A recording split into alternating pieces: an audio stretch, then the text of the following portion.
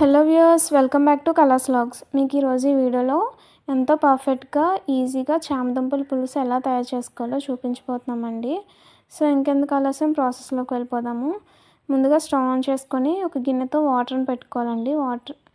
Water పెట్టుకున్న తర్వాత ముందుగా కడిగి శుభ్రం చేసుకున్న చామదుంపలను యాడ్ చేసుకొని బాగా ఉడికించుకోవాలి.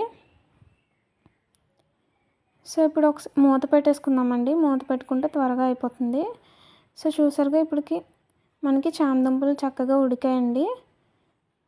సో ఇలా పట్టుకుంటే ఈజీగా పీల్ వచ్చేయాలండి. ఇప్పుడు మనకి ఈ పీల్ తీసుకొని చక్కగా పీసెస్లా కట్ చేసుకొని పక్కన పెట్టేసుకుందాము.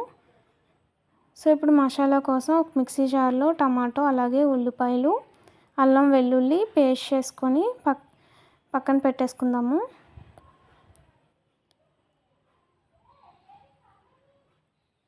సో ఇప్పుడు స్టవ్ ఆన్ చేసుకుందామండి. స్టవ్ ఆన్ చేసుకొని ఒక ప్యాన్ పెట్టుకుందాము. ప్యాన్ కాస్త హీట్ అయిన తర్వాత తగినంత ఆయిల్ వేసుకోవాలి. ఇప్పుడు 3 పచ్చిమిర్చి, అలాగే మనం ముందుగా పేస్ట్ చేసి సిద్ధం చేసుకున్నాం కదా మసాలా పేస్ట్ని యాడ్ చేసుకోవాలి. యాడ్ చేసుకొని ఇది పచ్చివాసన పోయేంత వరకు కాస్త ఫ్రై అవనివ్వాలండి. మూత పెట్టేసుకొని కాసేపు ఫ్రై అవనిద్దాం. సో ఇప్పుడు ఒకసారి చూద్దామండి. చక్కగా మనకి ఫ్రై అయింది కదండి. ఒకసారి కలిపేసుకుందాము.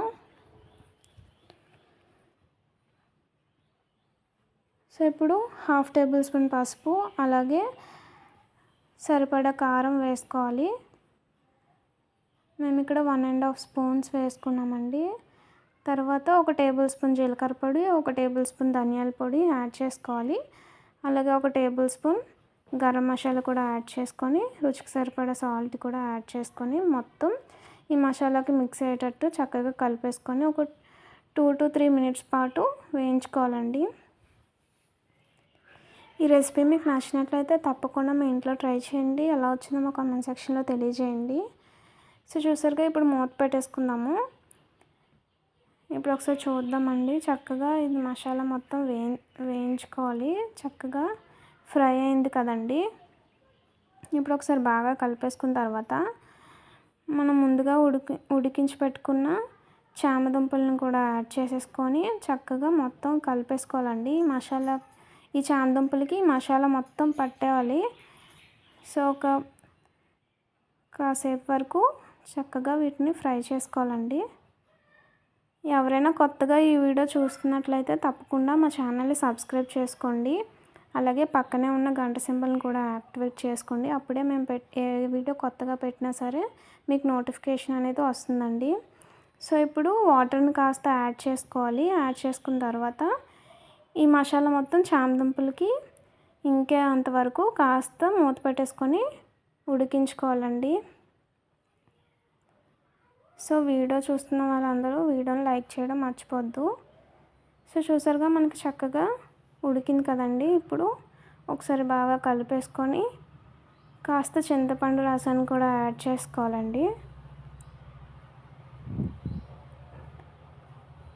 ఇప్పుడు చింతపండు రసం కూడా యాడ్ చేసుకుందాం. సో ఇప్పుడు బాగా కలిపేసుకొని మూత పెట్టుకోవాలి.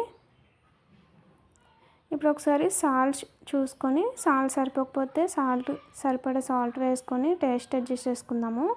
ఇప్పుడు మూత పెట్టేసుకుందామండి. సో చూసారుగా, చక్కగా మనకి కర్రీ అయితే దగ్గర పడింది కదండి. ఎంతో టేస్టీగా చామదుంపల పులుసు మనకి రెడీ అయింది కదండి.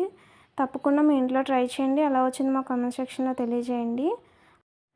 సో ఇప్పుడు కాస్త కొత్తిమీర కూడా యాడ్ చేసుకొని ఒకసారి కలిపేసుకొని స్టవ్ ఆఫ్ చేసుకొని సర్వింగ్ బౌల్లోకి షిఫ్ట్ చేసుకోవాలండి. సో చూసారుగా, ఎంతో టేస్టీగా చామదుంపల పులుసు అయితే మనకు రెడీ అయింది కదండి. సో వీడియో మీకు నచ్చినట్లయితే లైక్ చేయండి, షేర్ చేయండి. అలాగే కొత్తగా చూస్తున్న వారు ఎవరైనా ఉంటే మా ఛానల్ని సబ్స్క్రైబ్ చేసుకోవడం మర్చిపోకండి. Thank you friends. Thank you for watching.